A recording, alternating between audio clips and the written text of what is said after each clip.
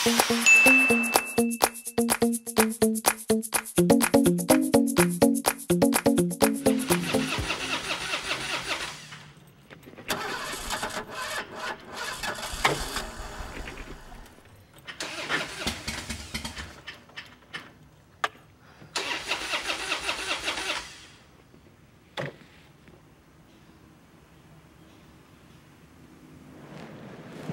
mo uminom?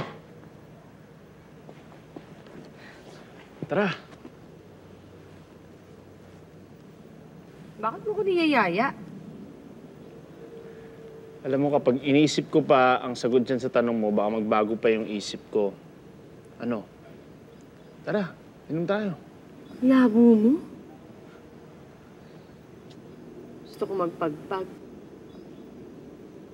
Alam mo rin yun? Lahat alam ko. Yan. Okay. Kanta ka na.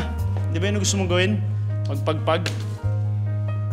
Hindi yan ang gusto kong gawin dahil wala sa listahan ko yan. Ano? May listahan ka talaga ng mga gusto mong gawin? Secret! Oh, dahan-dahan sa pag-inom. Baka malasing ka niyan. Ano ka ba? That's the point! Ito ang gusto ko dahil buong buhay ko hindi pa ako nalalasing kaya gusto ko yung gumagapa ako sa sobrang lasing. Ilang months ba kayo nung boyfriend mong yun?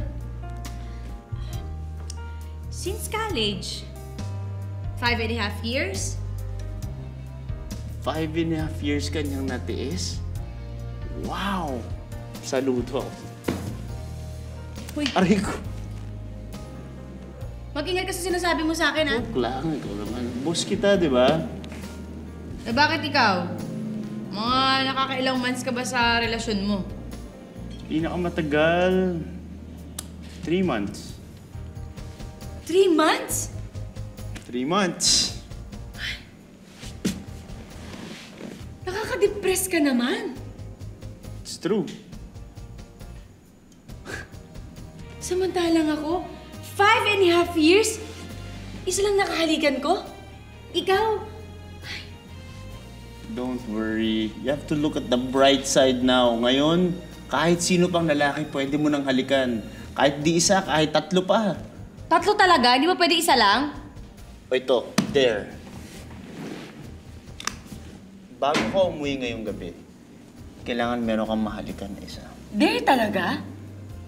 Kailangan bumawi, di ba? 5 years wala kang nahalikan. Kailangan makahalik ka.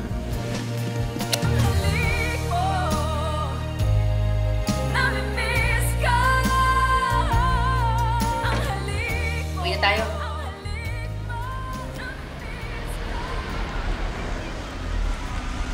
Okay. Habang may amats pa tayo, baka pwedeng isa pa. Ha?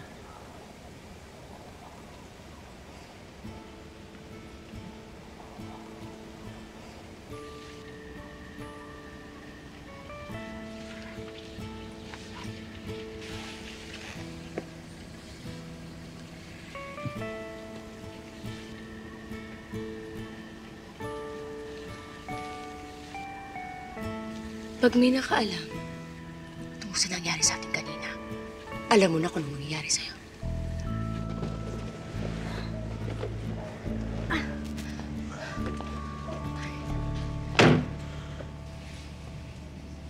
Salamat sa ride.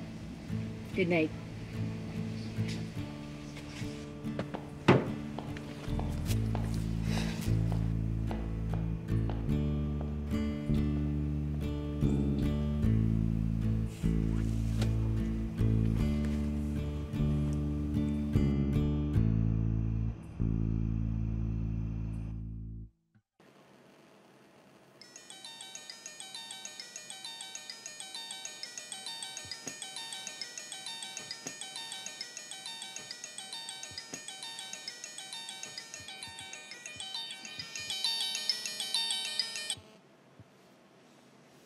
Hello. May naiwan ka sa kotse ko. Tumawag ka para sabihin yan? Di mo ba alam kung anong oras ako babangon bukas? Okay. Nakita ko lang kasi dito sa listahan mo na kiss someone else. Ako ba yan? Ha? Meron din ditong skydiving. May kilala ako. Tara, samahan kita. Binasa mo yung bucket list ko?